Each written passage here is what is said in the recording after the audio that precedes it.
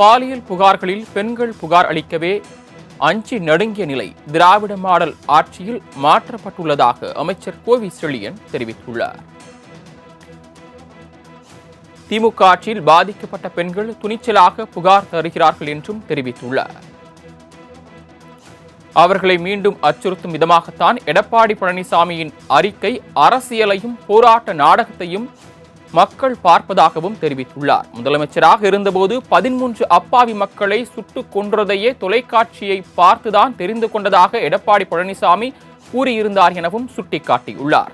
பாலியல் புகார்களில் பெண்கள் புகார் அளிக்கவே அஞ்சி நடுங்கிய நிலை திராவிட மாடல் ஆட்சியில் மாற்றப்பட்டுள்ளதாக உயர்கல்வித்துறை அமைச்சர் கோவி செழியன் தெரிவித்துள்ளார். கூடுதல் விவரங்களை செய்தியாளர் செலினா வழங்க கேட்கலாம். செலினா, அமைச்சர் கோவி செழியன் என்ன தெரிவித்திருக்கிறார்? விரிவான விவரங்கள்.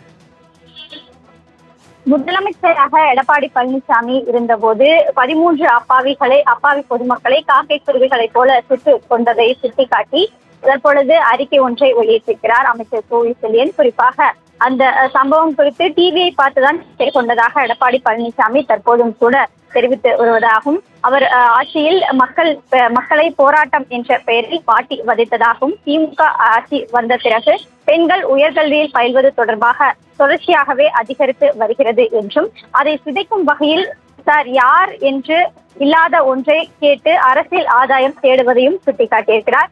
இன்று கூட திமுக அரசின் முன்னோடி திட்டமாக புதுமை பெண் திட்டத்தில் அரசு உதவி பெறும் பள்ளிகளில் பயின்று முடித்த உயர்கல்வியில் பயில்வோருக்கு விரிவுபடுத்தியிருப்பதாகவும், பாலியல் புகாரில் பெண்கள் காவல்துறையினரிடம் புகார் அளிக்கவே அஞ்சி நடுங்கிய நிலை திமுக ஆட்சியில் மாற்றப்பட்டு புகார் அளிக்கப்பட்ட பெண் துணிச்சலாக தற்பொழுது அந்த சம்பவம் தொடர்பாக முழுமையாக தெரிவித்திருப்பதாகவும், அவர்களை மீண்டும் அச்சுறுத்தும் விதமாக தான் எடப்பாடி பழனிசாமி அரசியல் ஆதாயத்திற்காக இந்த அறிக்கை என்பது வெளியிடப்பட்டிருப்பதாகவும், மக்கள் போராட்டத்தையும் நாடகத்தையும் பார்க்கிறார்கள் என்றும் சுட்டிக்காட்டியிருக்கிறார்.